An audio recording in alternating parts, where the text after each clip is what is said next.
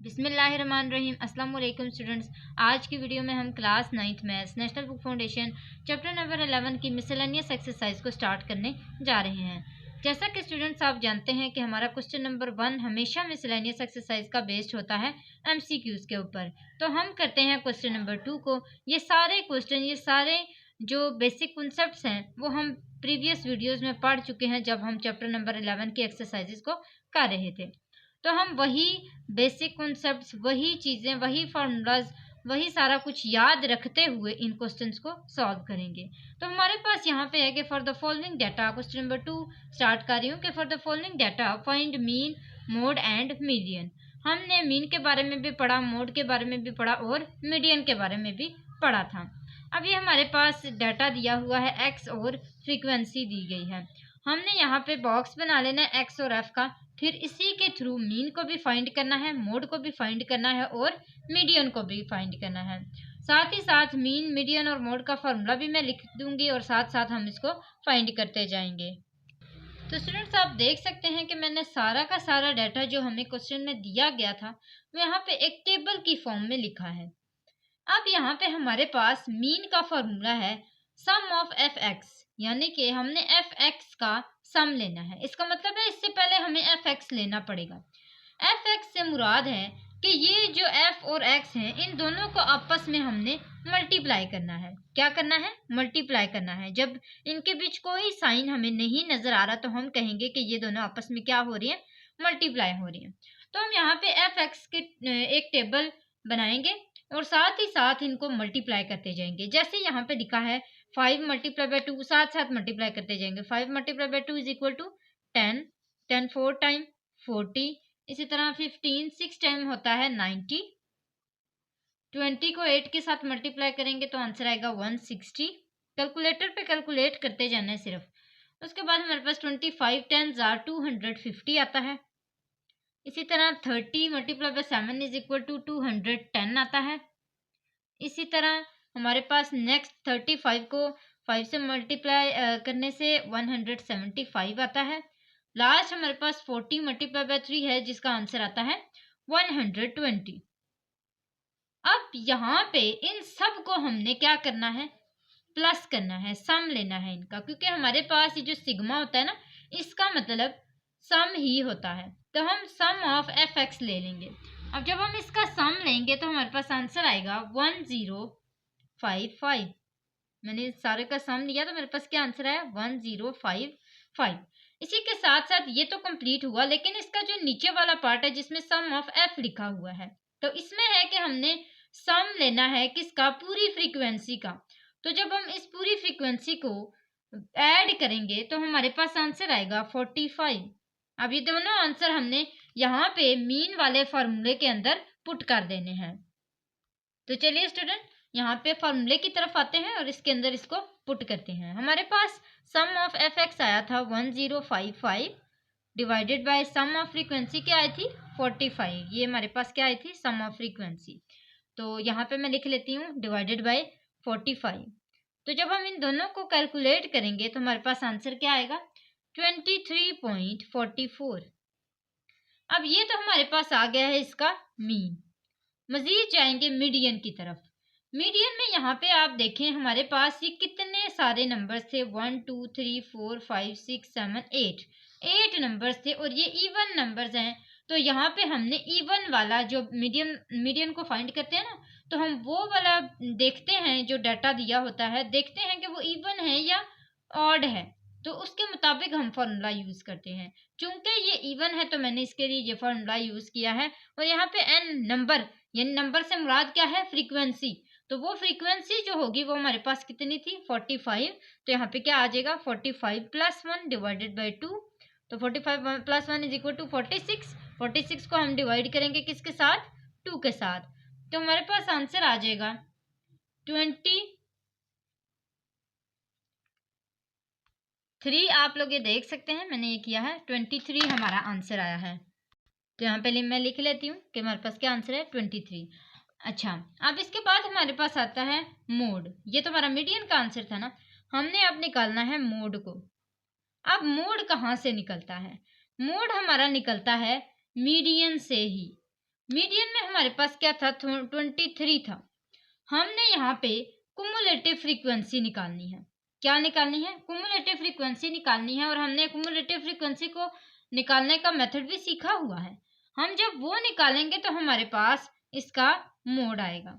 यहाँ पे cumulative frequency का मैंने टेबल छोड़ दिया था। यहाँ पे हम कुमुलेटिव फ्रीक्वेंसी को साथ साथ निकालेंगे।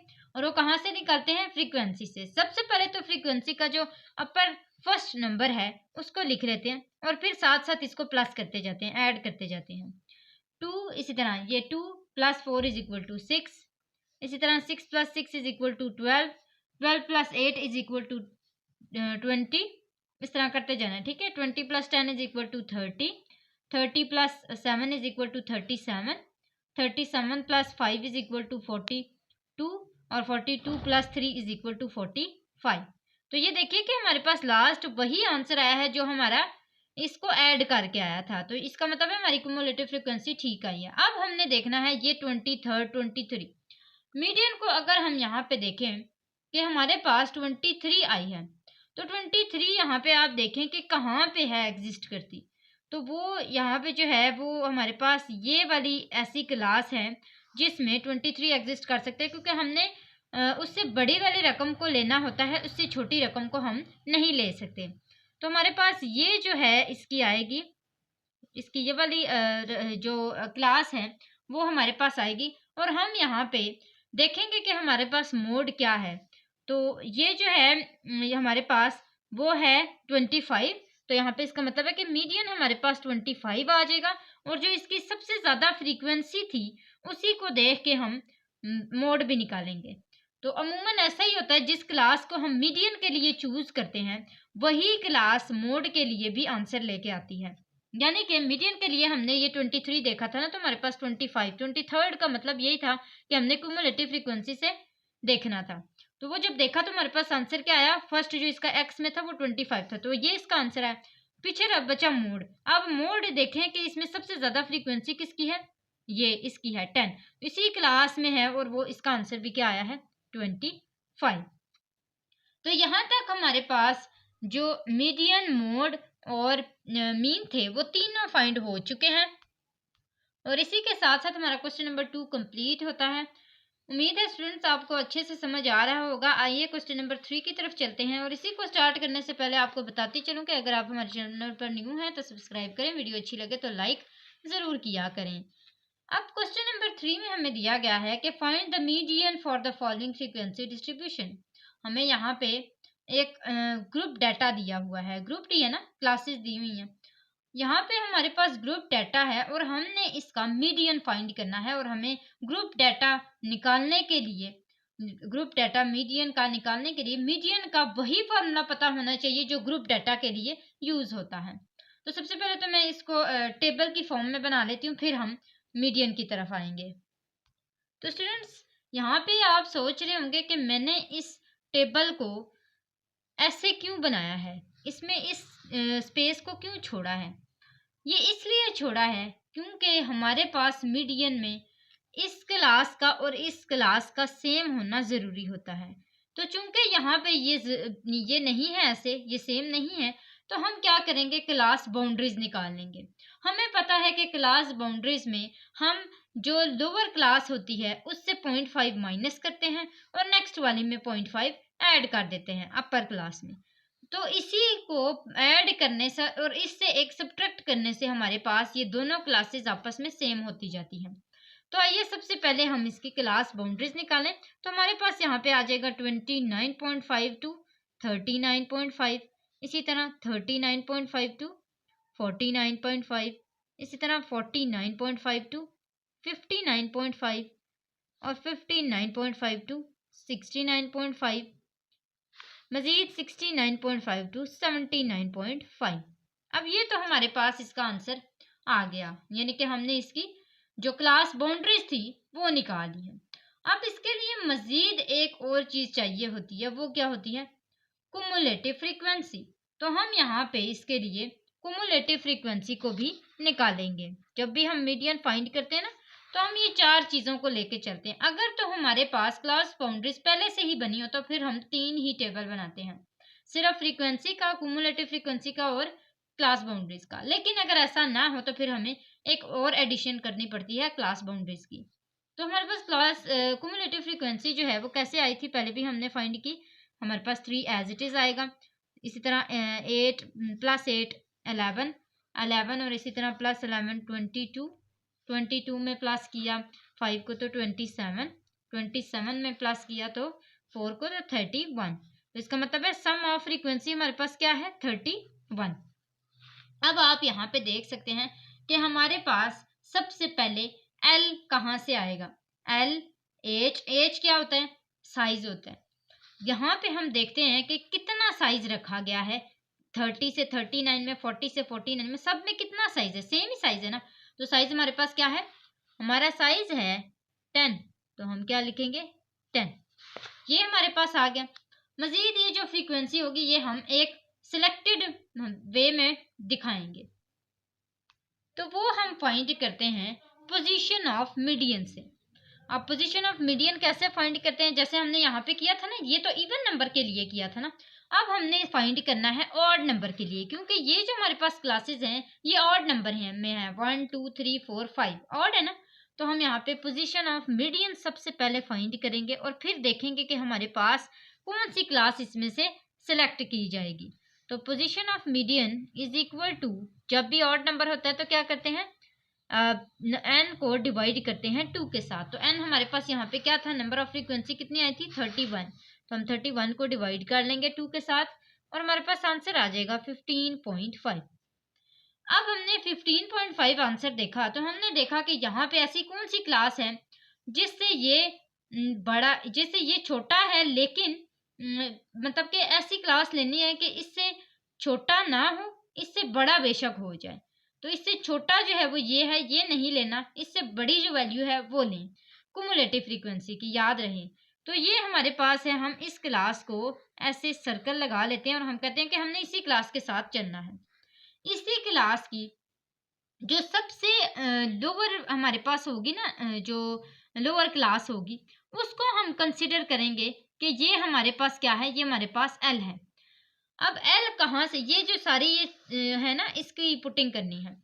हमारे पास एल कहाँ से लिया जाएगा, ये क्लास बाउंड्रीज से लिया जाएगा, क्योंकि हम क्लास बाउंड्रीज बनाते ही इसीलिए कि हमने इससे एल की सिलेक्शन करनी होती है। तो हमारे पास जो इसमें लोअर क्लास है वो क्या है 49.5। अगर अपर क्लास लेनी होती फिर मैं 59.5 लेती, क्योंकि मैंने लोअर लेनी है तो मैं यहाँ पे क्या लिखूंगी 49.5 प्लस साइज मैंने आपको पहले ही बता दिया था कितना था 10।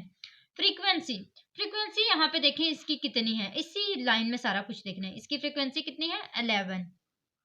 एन हमारे पास वही आएगा जो हमने यहाँ पे पुट किया था, वो था 31 डिवाइडेड बाई 2। मजीद आते हैं किसकी तरफ, सी की तरफ। अब सी जो है वो आपने वो लेना होता है जो आपके पास यहाँ पे होते हैं ना कुमुलेटिव फ्रीक्वेंसी, उससे जो ऊपर वाली क्लास होती है ना, उससे जो ऊपर वाली क्लास होती है उसकी कुमुलेटिव फ्रीक्वेंसी को आपने लेना होता है, और वो होता है आपका सी।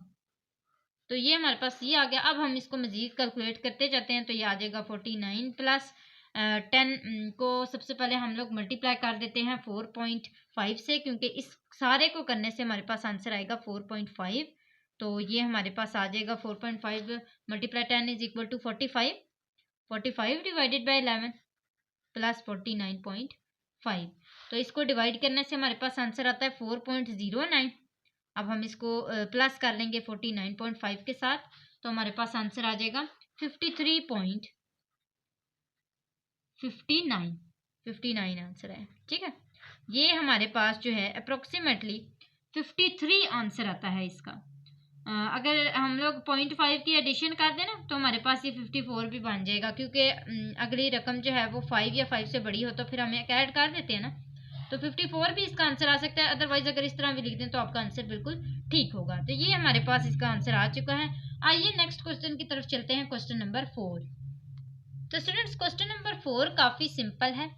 ये एक अनग्रुप डाटा हमें दिया गया है। हमें कहा गया है कि अगर अरिथमेटिक मीन 10 वैल्यूज़ का 35.5 हो, यानी कि हमें मीन दे दिया गया है, मीन हमें दे दिया गया है और नंबर यानी कि टोटल जो नंबर हैं वो भी हमें दे दिए गए हैं और वो कितने हैं 10। सबसे पहले तो हम एरिथमेटिक मीन लिखेंगे, वो क्या है 35.5, और वैल्यूज कितनी है यानी कि नंबर ऑफ ऑब्जर्वेशंस कितनी है 10। अब ये हमारे पास दो आ गई हैं जो हमारे पास डाटा था। इफ 9 वैल्यूज आर, अगर 9 वैल्यूज ये हैं तो 10th वैल्यू कौन सी होगी? सिंपल सी बात है, हमारे पास फॉर्मूला होता है एक्स की बार यानी कि मीन, ये मीन है ना, मीन इज इक्वल टू, हमारे पास मीन का क्या फॉर्मूला होता है, सम ऑफ ऑब्जर्वेशन या sum of values divided by number of observation. ठीक है, तो ये हमारे पास इसकी जो होती है वो फॉर्मूला होता है। हमने सबका सम लेना है, यानी इस तरह भी इसको लिख सकते हैं, सम ऑफ एक्स है ना हमारे पास, तो एक्स डिवाइडेड बाय एन, इस तरह भी लिख सकते हैं। अब हमने सम ऑफ एक्स लेना है, हमारे पास ये 9 वैल्यूज तो हैं लेकिन 10th वाली वैल्यू नहीं है। सबसे पहले हम देखेंगे कि हमारे पास मीन क्या है। मीन है हमारे पास 35.5, हम यहाँ पे लिख लेंगे 35.5 इज इक्वल टू, सबको आपस में ऐड करेंगे 20 प्लस 23 प्लस 37, इसी तरह प्लस आगे क्या है हमारे पास 48 plus 29 plus 33 plus 45 plus 40 plus 45 plus last हमारे पास वैल्यू नहीं है, उसको हम कह देते हैं कि ये हमारे पास एक्स है। ठीक है, कोई भी वेरिएबल ले लें और फिर कहें कि ये हमारे पास 10th वैल्यू है। अब हमने देखा number of observation, number of observation कितने हैं 10, यहाँ पे लिख रहे हैं 10। अब इन सब को आपस में प्लस कर लें, जब आप इनको प्लस करेंगे ना तो आपका आंसर आएगा 320। सारे को कैलकुलेटर में लिखें, आंसर आ जाएगा 320। यहाँ पे क्या है 35.5 और 320 के साथ यहाँ पे क्या बचा था एक्स, यहाँ पे प्लस एक्स है ना, क्योंकि हमारे पास ये जो वेरिएबल है इसी की हमने वैल्यू निकालनी है ना, 10th वैल्यू निकालनी है। यहाँ पे ये 320 प्लस हो रहा है, इधर आके ये क्या हो जाएगा माइनस, तो 35.5 से हम 320 को माइनस करेंगे, ऐसा ही है। और जब हम इसको माइनस करेंगे ना तो हमारे पास इसका जो आंसर आएगा वो आएगा सिर्फ 35। तो इसका मतलब है कि एक्स का आंसर क्या आया 35, यानी कि 10th वैल्यू जो है वो हमारे पास क्या है 35। तो ये हमारे पास क्वेश्चन नंबर 4 कंप्लीट हो चुका है। क्वेश्चन नंबर 5 की तरफ आते हैं। क्वेश्चन नंबर 5 में भी हमें कहा गया है कि मीन, मीडियन और मोड को फाइंड करें for the following frequency distribution. उस क्वेश्चन में जो प्रीवियस हमने क्वेश्चन किया था क्वेश्चन नंबर 2, उसमें और इसमें सिर्फ इतना फर्क है कि वो एक अनग्रुप डाटा था और एक ये जो है ये एक ग्रुप डाटा है। तो यहाँ पे हम इसको फाइंड करने की कोशिश करते हैं। सबसे पहले हम इसको, ये जो डाटा है ना, इसको ये कॉलम्स की शेप में या टेबल की शेप में लिख लेते हैं ताकि ज़्यादा अच्छे से समझ आ सके। तो स्टूडेंट्स यहाँ पे आप देख सकते हैं कि हमें क्लास बाउंड्रीज बनाने की ज़रूरत नहीं है, क्योंकि यहाँ पे हमारे पास ऑलरेडी ही क्लास बाउंड्रीज दी गई हैं। क्योंकि यहाँ पे आप देख सकते हैं कि इसकी जो अपर क्लास है वो इसकी लोअर क्लास के साथ मैच कर रही है, सेम है। देखिए यहाँ पे सारी वैल्यूज सेम है, तो हमें इसका मतलब है कि क्लास बाउंड्रीज निकालने की ज़रूरत नहीं है। इसी तरह हम अब क्या करेंगे, एफ एक्स को फाइंड करेंगे, क्योंकि हमने मीन के लिए एफ एक्स को ही फाइंड करना होता है। लेकिन यहाँ पे एक और बात आती है कि हमें तो क्लासेस दी गई हैं, तो हमने यहाँ पे सबसे पहले तो एक्स को फाइंड करना है। तो मैं यहाँ पे लिखूंगी एक्स। एक्स कैसे फाइंड करते हैं, एक्स होता है मिड पॉइंट। अब मिड पॉइंट को किस तरह फाइंड करते हैं, हम इन सारों में, ये जैसे सारी क्लासेस है ना, इन सारों को प्लस करके 2 से डिवाइड करेंगे तो हमारा जो भी आंसर आएगा वो मैं यहाँ पे लिखती जाऊंगी। जैसे 0 प्लस 10 10 आ जाएगा, 10 divided by 2 is equal to 5, 2 1 time 2 2 5 time 10, तो हमारे पास क्या आंसर आ जाएगा 5। इसी तरह हमने करते जाना है, 10 प्लस 20 डिवाइडेड बाई 2 तो क्या आ जाएगा 15। इसी तरह 20 plus 30 divided by 2 is equal to 25। इसी तरह 30 plus 40 divided by 2 is equal to 35। इसी तरह 40 plus 50 divided by 2 is equal to 45। तो ये हमारे पास जो है एक्स आया है। अब हमने क्या फाइंड करना है, एफ एक्स। हमने मीन के लिए एफ एक्स ही फाइंड करना होता है ना, तो यहाँ पे क्या आ जाएगा एफ एक्स। हम इन दोनों को आपस में मल्टीप्लाई करते जाएंगे तो जो भी आंसर आता जाएगा फिर हम इन सब को आपस में ऐड करके यहाँ पे लिख लेंगे इसमें। ठीक है, यहाँ पे क्या आ जाएगा 5 1 टाइम 5, 15 5 टाइम 75, इसी तरह 25 7 टाइम 175। मजीद करते हैं 35 5 टाइम 175 और 45 1 टाइम 45। तो ये हमारे पास आंसर आ गया। हमने इसका क्या लेना है, सम लेना है। जब हम इन सब का सम लेंगे और फ्रीक्वेंसी का भी सम लेंगे तो हमारे पास सम ऑफ फ्रीक्वेंसी तो इक्वल आएगा 19 के, किसके, 19 के, लेकिन सम ऑफ एफ एक्स इक्वल आएगा 475 के। तो ये जो दोनों मैंने यहाँ पे आंसर लिखे ना, ये हम मीन में पुट कर देंगे। तो यहाँ पे हमारे पास क्या आ जाएगा, 475 divided by 19 is equal to, इन दोनों को हम लोग डिवाइड करते हैं तो हमारे पास आंसर आता है 25। क्या आंसर आता है, 25। अब हमने यहाँ पे क्लास चूज करनी है मीडियन के लिए। मीडियन के लिए क्लास कैसे चूज करते हैं, सबसे पहले हम देखेंगे कि ये इवन नंबर है या ऑड। 1 2 3 4 5 ऑड है ना, सिंपल n डिवाइडेड बाई 2 यहाँ पे करें, उसको n हमारे पास कितना था 19, तो 19 divided by 2 is equal to हमारे पास आ जाएगा 9.5। तो हम यहाँ पे देखेंगे कि कुमुलेटिव फ्रीक्वेंसी में क्या, कहाँ पे हमारी जो पोजीशन है ना मीडियन की, वो क्या बनती है। तो कुमुलेटिव फ्रीक्वेंसी साथ साथ यहाँ पे निकाल लेते हैं। ये हमारे पास फ्रीक्वेंसी से आएगा, तो ये आ जाएगा 1। सबसे पहले फ्रीक्वेंसी 1, 1 + 5 इज इक्वल टू 6। इसी तरह 6 + 7 is equal to 13, 13 + 5 is equal to 18, 18 + 1 is equal to 19। तो ये हमारे पास कुमुलेटिव फ्रीक्वेंसी इसकी आ चुकी है। अब हमने यहाँ पे 9.5 को देखना है कि ये कहाँ पे एग्जिस्ट करेगा। हमने 9.5 से छोटी रकम नहीं बल्कि उससे बड़ी रकम को देखना होता है कि वो कहाँ पे एग्जिस्ट कर रही है। तो वो ये है, हम इस क्लास को चूज कर लेते हैं। ये वाली क्लास हमारी मीडियन की पोजीशन है। अब इसको देखते हुए हमने इसके अंदर पुटिंग करनी है। सबसे पहले एल देखते हैं। यहाँ पे देखिए लोअर क्लास क्या है 20, तो ये आ जाएगा 20 प्लस साइज कितना है इन सब में 10 का, 10 डिवाइडेड बाय फ्रीक्वेंसी कितनी है यहाँ पे 7। इसी तरह यहाँ पे n है, तो n हमारे पास टोटल कितना आया था 19, तो 19 डिवाइडेड बाय 2 माइनस इसकी जो मैंने आपको पहले भी बताया था कुमुलेटिव फ्रीक्वेंसी वो वाली देखनी है जो इससे ऊपर की हो। तो ये यहाँ पे क्या है 6। अब हमने क्या करना है, इसको सिंप्लीफाई करना है। तो हमारे पास आ जाएगा 20 प्लस 10 डिवाइडेड बाय 7। इसको करने से हमारे पास आंसर आता है 3.5। और जब हम इसको करेंगे तो हमारे पास आ जाएगा 20 प्लस 5। इस पूरे को करेंगे ना तो हमारे पास 5 आ जाएगा। 20 + 5 इज इक्वल टू 25। तो ये हमारे पास इसका आंसर आ चुका है। मैंने इसको कैलकुलेटर पे कैलकुलेट किया तो मेरे पास 25 आंसर है। अब आप देख रहे होंगे कि मीन और मीडियन दोनों का आंसर हमारे पास सेम आया है। अब आते हैं मोड की तरफ। मोड में हमारे पास जो हमने सिलेक्ट की थी ना, हमारे पास मैंने आपको बताया था कि इसमें सबसे मोड कहाँ से हम सिलेक्ट करते हैं, जो सबसे हमारे पास हाईएस्ट फ्रीक्वेंसी होती है ना, उस फ्रीक्वेंसी को हम मोड के लिए सिलेक्ट करते हैं। ऐसे ही है, तो इसी को हमने अगेन सिलेक्ट कर लेना है। ठीक है, यही हमारी मोड के लिए भी होगी। अब इसमें जो एल है वो तो जाहिर है वही रहेगा, हमारे पास एल होगा जो अब पहले हमने लिखा था ना 20, वही होगा।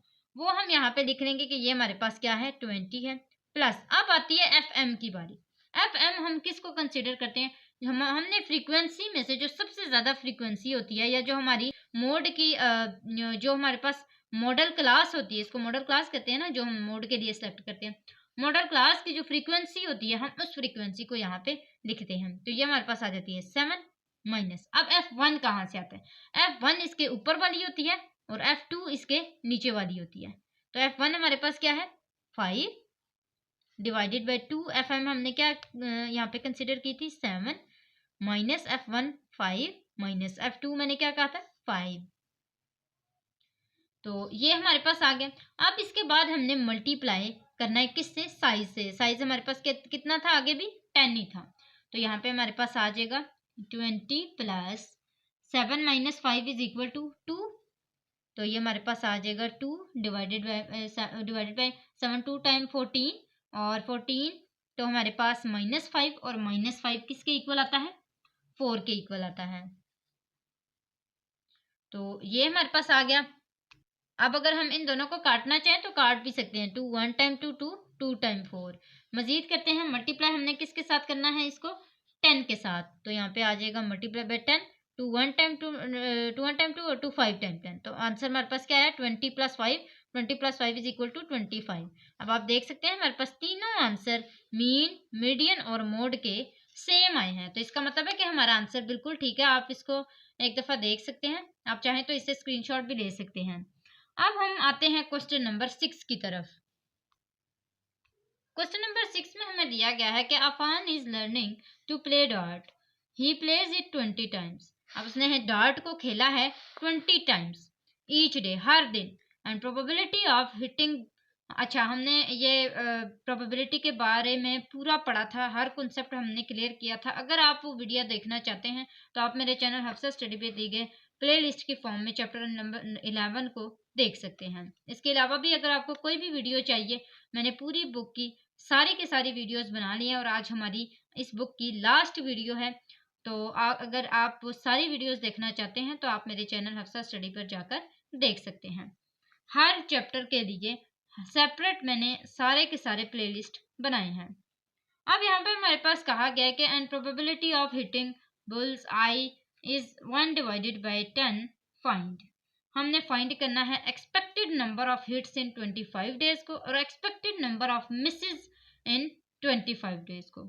तो हमारे पास जो यहाँ पे प्रोबेबिलिटी दी गई है ना हिटिंग बुल्स आई की, वो हमारे पास दी गई है 1 डिवाइडेड बाय 10। तो मैं यहाँ पे लिख लेती हूँ एज लिख लेती हूँ, क्योंकि हिटिंग को मैंने जो है वो रिप्रेजेंट कर दिए एज से। अब यहाँ पे हमारे पास कितना था 1 डिवाइडेड बाय 10 था।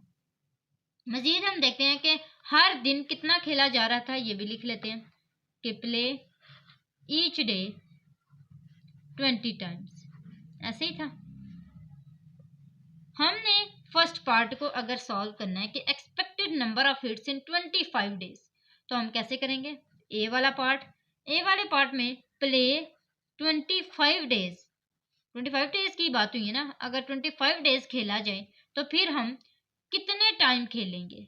ठीक है, तो 25 को मल्टीप्लाई करेंगे किसके साथ? 20। हर दिन वो 20 दफ़ा खेलता है हर दिन, और अगर वो 25 दिन खेले तो फिर कितना टोटल हमारे पास इसका जो एक्सपेक्टेड नंबर ऑफ हिट्स है, हिट्स वो कितना आएगा? तो हमारे पास आंसर आएगा 500। इसका मतलब है कि 500 हिट्स आएंगे। तो यहाँ पे हम लिख लेंगे कि expected number of hits is equal to कितने हमारे पास आए थे, हमने इसको कैसे करना है 500, तो ये हमारे पास आ जाएगा 500। और जो हमारे पास हिटिंग बॉल्स आई थी वो कितने थे 1 डिवाइडेड बाय 10, तो हमने इसके साथ क्या कर लेना है मल्टीप्लाई करके इसके साथ डिवाइड कर लेना है। तो हमारे पास आंसर क्या आएगा इसका, मजीद हम करेंगे तो ये 0 0 से कैंसिल हो जाएगा और आंसर हमारे पास क्या आ जाएगा 50। ठीक है, तो ये तो हमारे पास आया इसके फर्स्ट पार्ट का आंसर। अब हमने देखना है कि मिस कितना किया इसने, मिसेस कितने की हैं 25 डेज में, तो ये हमारा होगा बी पार्ट। बी पार्ट में उसने जो हमने एक्सपेक्टेड नंबर ऑफ मिसेस बताने हैं ना, वो ऐसे ही बता देते हैं, दोबारा नहीं लिखते, क्योंकि हमें पता है कि उसने 500 पहले भी उतना ही किया था। तो हम यहाँ पे लिख लेंगे expected number of misses. Misses का मतलब क्या है कि निकाल देना है, number of misses is equal to 500 minus 50। जितने उसने हिट किए थे ना उसी से आपने माइनस कर देना है, तो जब माइनस करेंगे तो आपके पास क्या आंसर आएगा 450। तो ये हमारे पास इसका आंसर आ चुका है। आप देख सकते हैं हमने दोनों पार्ट्स को सॉल्व कर लिया है। अब आते हैं नेक्स्ट क्वेश्चन की तरफ, क्वेश्चन नंबर 7 की तरफ। तो क्वेश्चन नंबर 7 में हमें दिया गया है कि शिफा यूजुअली गेट्स लेट। शिफा जो है वो अक्सर आम तौर पर लेट होती है फॉर हर स्कूल 2 डेज, 2 दिन अक्सर वो लेट होती है, आउट ऑफ 6 वर्किंग डेज, और वो 6 दिन स्कूल जाती है। ठीक है, किसी भी चीज़ में आप स्कूल जाती है या किसी काम पे जाती है, तो वर्किंग डेज में 6 वर्किंग डेज में वो 2 दिन आमतौर पर लेट होती है ऑफ अ वीक। पूरे वीक में 7 दिन होते हैं जिसमें से 6 दिन उसने जाना होता है और 2 दिन वो अमूमन लेट होती है। What is the expected number of days of her late arrival in 4 weeks. सबसे पहले तो हमने प्रोबेबिलिटी ऑफ लेट की लिखी। कितनी प्रोबेबिलिटी है, हमारे पास प्रोबेबिलिटी है 2 दिन की, 2 दिन इवेंट यानी कि वो मैंने आपको बताया था ना, नंबर ऑफ इवेंट और नंबर ऑफ सैंपल स्पेस का हमने पढ़ा था। तो नंबर ऑफ सैंपल स्पेस जो होती हैं वो होते हैं जो हमारे पास टोटल होती हैं। कितने टोटल दिए गए हैं? 6। और नंबर ऑफ इवेंट्स कितने दिन वो लेट होती है? 2। तो हम यहाँ पे क्या लिखेंगे? Number of events divided by number of sample space, यही होता है ना प्रोबेबिलिटी का फॉर्मूला। तो वही यूज करते हुए हमने यहाँ पे लिखना है 2 divided by 6 is equal to 1 time 2 2 3 time 6। तो आंसर क्या आया? 1 डिवाइडेड बाई 3। इसका मतलब है प्रोबेबिलिटी लेट होने की 1 डिवाइडेड बाई 3 है। अब हम बात करते हैं कि वो कितने दिन स्कूल जाती है। तो यहाँ पे 6 डेज वो स्कूल जाती है, यानी कि वर्किंग जो डेज हैं उसके वो हमारे पास कितने हैं? 4 वीक्स के। यहाँ पे 4 वीक की बात की थी ना कि what is the expected number of days of her late arrival in 4 week. 4 दिन में वो कितने दिन लेट होगी? तो सबसे पहले तो हम इसके वर्किंग डेज को काउंट कर लेते हैं। Working days in 4 weeks. 4 weeks के में उसके जो वर्किंग डेज थे वो कितने हैं? 4 मल्टीप्लाई बाय 6। 4 को मल्टीप्लाई कर लें 6 के साथ, क्योंकि वो 6 दिन जाती है हर हफ्ते। तो हमारे पास कितना आंसर आएगा? 6 4 टाइम 24। इसका मतलब है कि वो 4 हफ्तों में 24 डेज स्कूल जाती है, या वर्किंग डेज उसके होते हैं। अब हमने बताना है एक्सपेक्टेड जो नंबर ऑफ डेज है ना लेट होने के वो। तो expected number of days, number of days of her getting late is equal to कितने हमने यहाँ पे प्रोबेबिलिटी निकाली थी? 1 डिवाइडेड बाई 3 हमारी प्रोबेबिलिटी थी। और यहाँ पे हमारे पास जो आंसर आया था कि कितने टोटल डेज हो जाती है, तो वो है हमारे पास 24। तो 3 1 टाइम 3 3 8 टाइम 24। इसका मतलब है कि टोटल इन सारे में वो 8 दिन लेट होती है। अगर वो 24 डेज स्कूल जाती है तो इसका मतलब है उन 24 डेज में वो 8 दिन यूजुअली लेट होती है। तो यहाँ पे हमारा क्वेश्चन नंबर 7 खत्म होता है। क्वेश्चन नंबर 8 की तरफ आते हैं। क्वेश्चन नंबर 8 में हमारे पास है कि Aza tries her best to score 100% in each maths assessment. उसको मैथ की असेसमेंट दी जाती है अज़ा को, और वहाँ पे वो 100% स्कोर करती है। But the probability of getting is 0.8। Probability बता दी गई है कि 0.8 है। Find the expected number of assessment in which she will score 100% out of total assessment. अब हमने प्रोबेबिलिटी हमें बता दी गई और हमने बताना है कि एक्सपेक्टेड नंबर ऑफ असेसमेंट कितनी होंगी। तो आइए इसको फाइंड करते हैं। ये भी काफ़ी इजी सा क्वेश्चन है, छोटा सा, कि प्रोबेबिलिटी ऑफ 100% जो है वो हमें दे दी गई है कितनी? 0.8। और जो टोटल हमारे पास इसकी असेसमेंट है वो कितनी है? टोटल असेसमेंट हमने देखनी है कितनी है, तो वो है हमारे पास 20 असेसमेंट। यही है ना कि 100% आउट ऑफ 20 टोटल असेसमेंट। अब हमने एक्सपेक्टेड जो नंबर ऑफ असेसमेंट है ना वो फाइंड करना है कि expected number of assessment in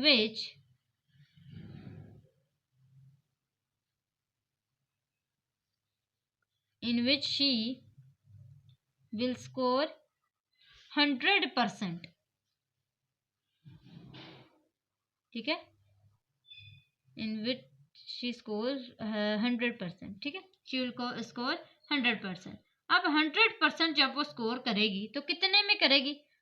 पहली बात कि 20 टोटल असेसमेंट है, और हमें जो प्रोबेबिलिटी दी थी वो दे दी गई थी 0.8। हम 20 को मल्टीप्लाई करेंगे 0.8 से। तो जैसे ही हम 20 को मल्टीप्लाई करते हैं 0.8 से, तो हमारे पास सिंपली आंसर आ जाता है 16। तो हम यहाँ पे क्या लिख लेंगे कि हमारे पास आंसर है 16। इसका मतलब है कि टोटल 16 हमारे पास वो एक्सपेक्टेड नंबर ऑफ असेसमेंट जिसमें वो 100% स्कोर करेगी 20 असेसमेंट में, वो कितने होंगे? 16। तो यहाँ तक हमारे पास क्वेश्चन नंबर 8 का भी आंसर आ चुका है। क्वेश्चन नंबर 9 की तरफ आते हैं। क्वेश्चन नंबर 9 में हमें दिया गया है कि इन अ लैब शेल्फ, लैब की एक शेल्फ है जहाँ पे 50 रिपोर्ट्स पड़ी हुई हैं कोविड-19 की। कोरोना वायरस 2019 की 50 रिपोर्ट्स पड़ी हुई हैं। Among these 13 are females and 2 of the female are COVID positive. वो कहते हैं कि उसी में से 13 फीमेल के रिपोर्ट्स हैं, जिसमें से 2 फीमेल रिपोर्ट्स जो हैं वो पॉजिटिव हैं कोविड के लिए, और एक जो रिपोर्ट होगी ना, if a report picked randomly, एक रिपोर्ट जो होगी वो रैंडमली वहाँ से उठाई जाएगी। अब हमें नहीं पता कि वो कौन सी रिपोर्ट उठाई जाएगी, हमने फाइंड करनी है इसकी प्रोबेबिलिटी कि कौन सी वो रैंडमली उठाई जा सकती है। तो the probability of getting a female report, पहली हमने प्रोबेबिलिटी फाइंड करनी है किसकी, फीमेल रिपोर्ट की गेटिंग की, यानी कि जो फीमेल रिपोर्ट होगी ना उसकी हमने प्रोबेबिलिटी फाइंड करनी है, उसके उठने की प्रोबेबिलिटी फाइंड करनी है। इसी तरह मेल की, इसी तरह जो नेगेटिव रिपोर्ट है उसकी। तो टोटल हमारे पास यहाँ पे जो रिपोर्ट्स है ना, टोटल रिपोर्ट्स वो कितनी है, 50 है ना। अब टोटल 50 रिपोर्ट्स हैं, जिसमें से हमारे पास टोटल 13 जो हैं वो फीमेल की रिपोर्ट्स हैं। तो इसका मतलब है कि जो बाकी रह जाएंगी वो किसकी होंगी, मेल की होंगी, जाहिर है। तो फीमेल की हमारे पास 13 अगर रिपोर्ट्स हैं, तो हमारे पास 50 में से अगर 13 निकाल दिए जाएं तो हमारे पास रहते हैं कि 50 माइनस 13 इज इक्वल टू 37।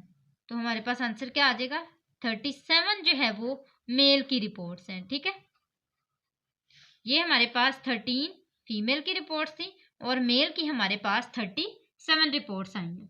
अब हमने नंबर ऑफ जो फीमेल रिपोर्ट्स है ना, नंबर ऑफ फीमेल रिपोर्ट्स वो देखने हैं कि हमारे पास वो तो जो पॉजिटिव थी वो 2 थी, ऐसे ही है। अगर number of female reports positive 2 हैं, पॉजिटिव 2 ही थी ना जी, तो 2 थी, तो हमारे पास जो बाकी रह जाएंगी नेगेटिव वो कितनी रह जाएंगी, अगर हम 13 में से 2 माइनस कर देंगे तो हमारे पास 11 रिपोर्ट्स रह जाएंगी, यानी कि नेगेटिव हमारे पास 11 रिपोर्ट्स रह जाएंगी। अब हमने यहाँ पे फाइंड करना है, हमारे पास नेगेटिव जो रिपोर्ट्स हैं वो तो 11 रह गई हैं, तो इसी को यूज़ करते हुए हम अपना थर्ड पार्ट सॉल्व करेंगे। लेकिन उससे पहले हम ए और बी पार्ट को देख लेते हैं। ए पार्ट में हमारे पास है प्रोबेबिलिटी ऑफ फीमेल, मैं सिर्फ यहाँ पे एफ लिख लेती हूँ कि फीमेल। ठीक है, टोटल हमारे पास जो नंबर ऑफ इवेंट्स थी फीमेल की वो कितनी थी, 13 ही थी ना फीमेल्स, उसको हमने डिवाइड किया 50 के साथ, तो ये हमारे पास प्रोबेबिलिटी ऑफ फीमेल आ गई। सेकेंड पार्ट था हमारे पास मेल का, तो हम यहाँ पे क्या लिखेंगे, प्रोबेबिलिटी ऑफ मेल, और वो मेल कितने थे, 37, तो 37 डिवाइडेड बाई 50 जो है वो हमारे पास आ गई मेल की प्रोबेबिलिटी। अब आते हैं हमारे पास इसका थर्ड पार्ट, जिसमें मैंने आपको बताया था कि इसी से हम लोग अपना थर्ड जो पार्ट होगा वो सॉल्व करेंगे।